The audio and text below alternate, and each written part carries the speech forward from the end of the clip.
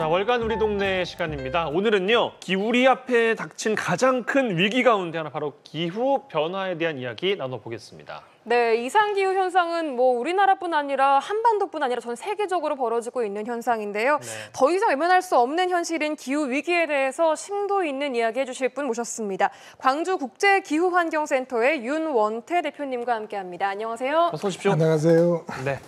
자, 먼저 광주국제기후환경센터 어떤 역할을 하는 기관입니까? 먼저 국제기후환경센터는 광주광역시가 기후변화에 적절한 대응을 효율적으로 대응하기 위해서 출연 기관 중에 하나입니다.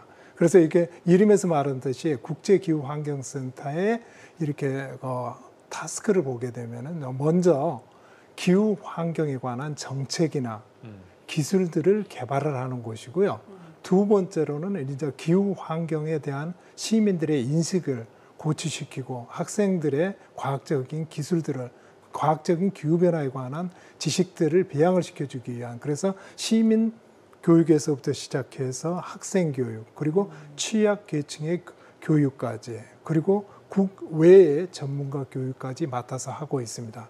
그리고 세 번째로는 저희들의 또 국제 업무가 있는데요. 네. 이 국제 업무는 저희가 전 세계에 155개 회원 도시를 거느리고 있는 사무국이기도 합니다.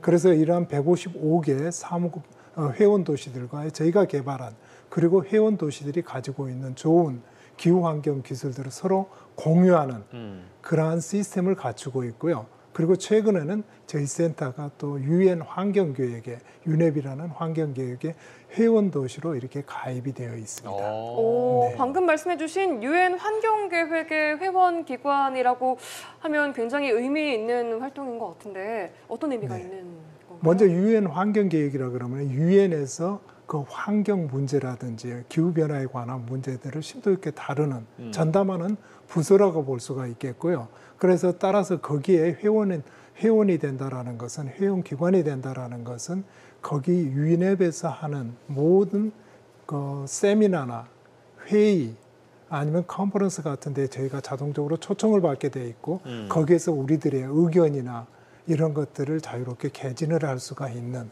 그러한 특전이 주어집니다.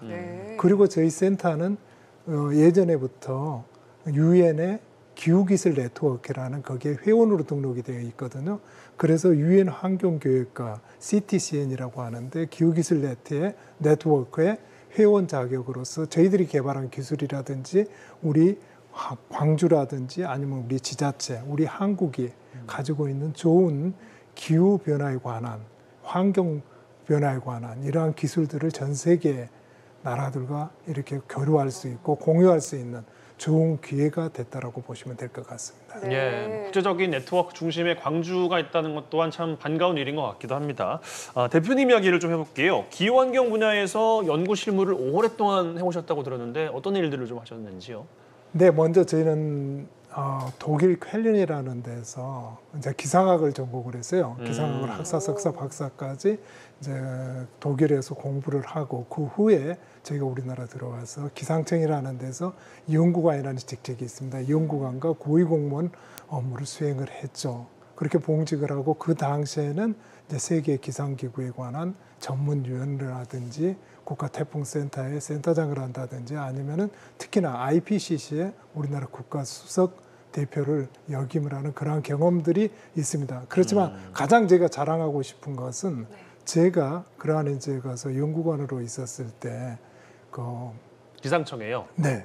기상청의 연구관으로 있었을 때 다중모델 앙상블이라는, 그래서 이제 예측 기술을 제가 가서 연구 개발을 했습니다. 그래서 이러한 개발한 기술을 바탕으로 해가지고 세계 기상기구의 장기 예측 선도센터라는 것을 저희가 설립을 하게 됩니다. 그래서 이 장기 예측 선도센터에서 하는 것은 전 세계가 이렇게 가서 그 장기 예측, 그러니까 먼슬리라든지 계절이라든지 월별 예측이라든지 이런 것들을 미리 하는 그 컴퓨터 모델들이 있거든요. 네. 미국이라든지 일본이라든지 영국이라든지 독일이라든지 이러한 데가 이제 13, 14개국이 그거를 정기적으로 하고 있습니다. 여기에서 나오는 데이터들은 근데 그러한 모델들이 미국은 자기 모델이 굉장히 좋다라고 세계 1위라고 그러고 영국은 영국이 좋은 모델이라고 그러는데 다들 그게 그러겠죠 뭐. 네. 네, 예. 장단점이 사실은 딱 있습니다. 그래서 그러한 열 몇 개 되는 가장 전 세계에서 좋다는 모델의 데이터를 모아가지고 다시 예측 자료를 생산하는 그러면은 그게 이제 가서 예측률이 굉장히 높아집니다. 그래서 이러한 예측률이 높아진다라는 것은 이러한 예보가 예측률이 높아지면 당연히 그 전 세계 국민들이나 시민들이 악기상으로 인한 그 자연재해로 인한 피해나 대비를 하실 수가 네, 있죠. 대비를 할 수가 있죠. 예. 그래서 굉장히 좋은 시스템이 현재도 전 세계에서 이러한 시스템을 사용을 하고 있습니다. 그래서 네. 굉장히 이걸 자랑스럽게 자랑을 합니다. 네.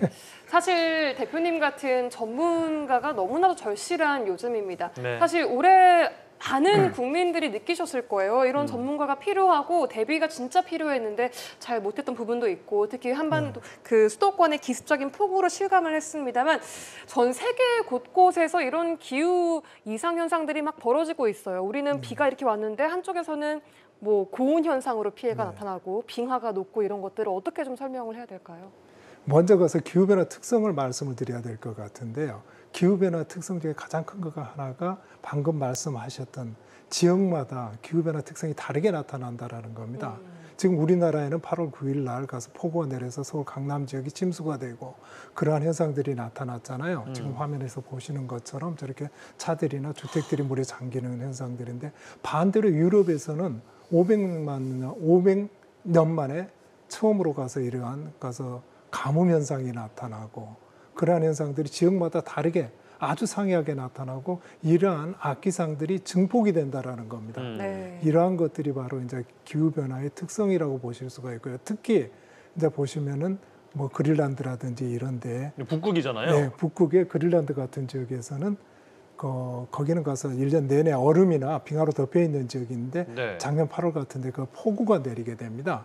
눈이 아니라 비가 왔어요. 북극에 비가 내렸다고요? 네, 맞습니다. 비가 내리면서 이제 그쪽 지역에 있는 만년설이나 빙하들이 굉장히 빠르게 녹겠죠. 또. 녹아서 흘러내리고 있고 이게 이제 가서 또 겨울이 되면 눈이 와가지고 다시 회복이 된다라는 이제 그런 가능성이 완전히 그냥 배제돼 버릴 정도로 많이 녹아내리고 있어가지고 이건 2차적으로는 이제 가서 해수면 상승으로 그렇죠. 이런 식으로 이제 연결이 되겠죠. 그래서 많은 피해가 예상이 됩니다. 참. 전 세계 어디도 이 기후위기에서 절대 자유로울 수가 없는 것을 모두 다 함께 계속해서 목도하고 계시는데요. 최근에 국립환경과학원에서 전국 여름철 지표 온도 지도를 발표했습니다. 광주 전남 지역에도 이 빨간색 불이 들어온 곳이 그렇게 많다고 들었어요. 네, 맞습니다. 그러니까 여름철에 지표 온도 이제 지도는 그 여름철을 타겟으로 해가지고 여름철에 어떤 지역이 33 섭씨 33도씨가 넘는 지역인가를 나타내주는 그러한 지도라고 단순하게 보시면 될 것 같은데요. 네. 빨간색이 33도 이상인 곳입니까? 네, 맞습니다. 예. 근데 이제 우리나라의 특성을 보게 되면 우리나라 국민의 91% 이상이 도심 지역에 이렇게 살고 있습니다. 거주를 네. 하고 있거든요.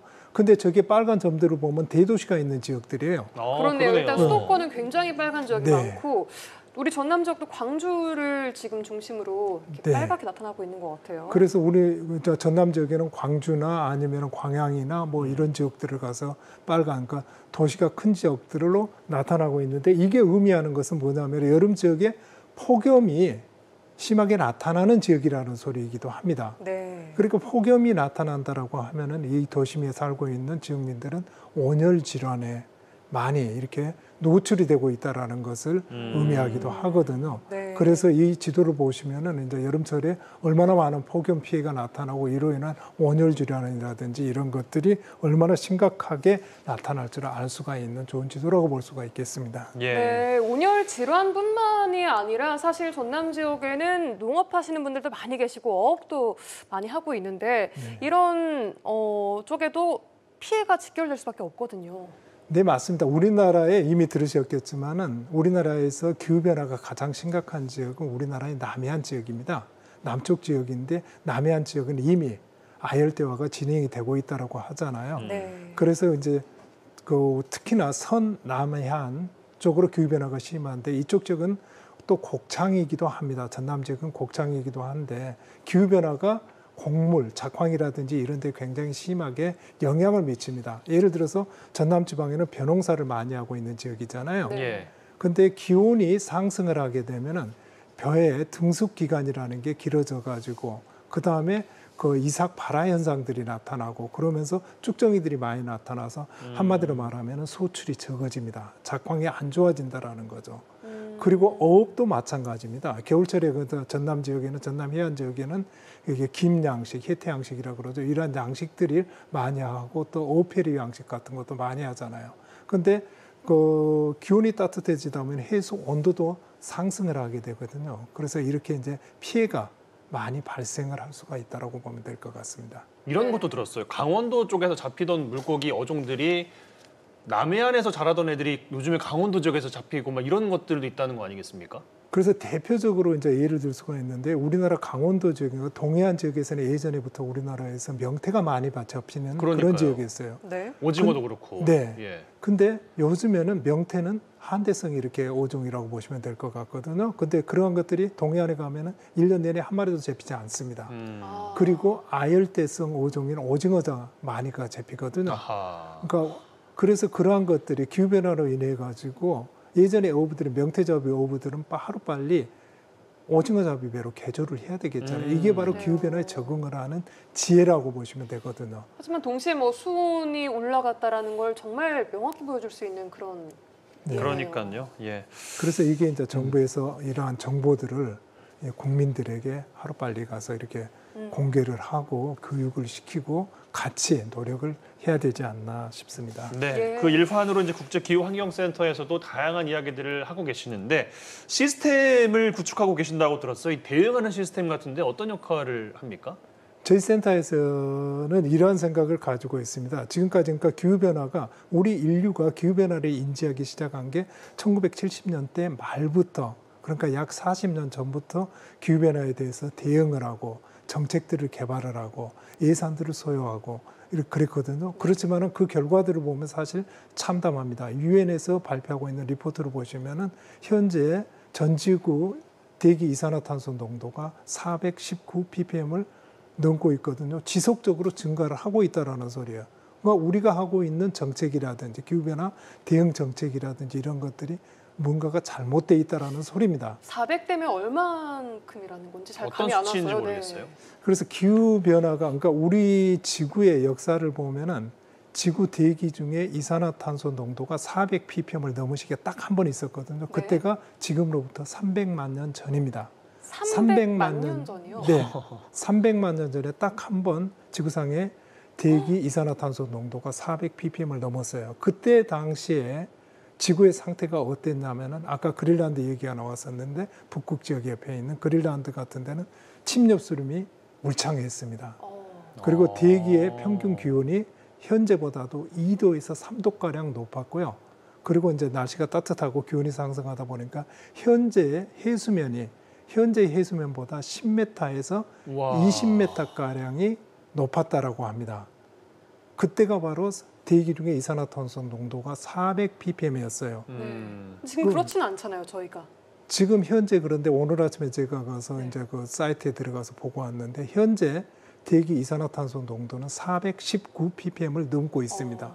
그러니까 예전에 400 ppm이었을 때가 지구의 상태가 그랬는데 지금은 419 ppm을 넘고 있다라는 소리예요. 예. 그래서 굉장히 위험한 수준에까지 와 있다라는 것을 다시 그러네요. 한번 우리들이 되새겨야 될 것 같습니다. 예. 그래요. 기후변화 대응 시스템은 그럼 어떤 거예요? 그래서 이러한 이제 대응 시스템은 저희들이 과학적으로 기후 변화에 대해서 대응을 해야 되지 않나라고 생각을 하고요. 왜냐하면은 우리 지역 그러니까 기후 변화는 아까 말씀드렸듯이 지역마다 특성이 다르게 나타난다라고 예. 했잖아요. 그래서 그 지역에 맞는 기후 변화 대응 정책들을 우리가 어떻게 입안을 하고 수행을 해야 되잖아요. 대응을 해야 되잖아요. 그래서 그러면 그 지역에서 나타나고 있는 기후 변화를 과학적으로 분석을 하고 이제 저희들이 개발하고 있는 것은 어느 한 지역의 기후 변화를 평가하고 분석하기 위해서 10m 공간 분해능이 10m 정도 되는 그런 컴퓨터 시스템을 개발을 했습니다. 그래서 그야말로 가서 내 앞에 10m 앞에서의 기후 변화가 어떻게 발생을 하는가, 미세먼지 농도는 어떤가, 내 앞에 10m 앞에서의 이산화탄소 방출은, 대기 온실가스 방출량은 어떤가, 그리고 저 건물에서의 에너지 소비량은 얼마를 소비를 하고 있나 등을 과학적으로 분석할 수 있는 시스템이거든요.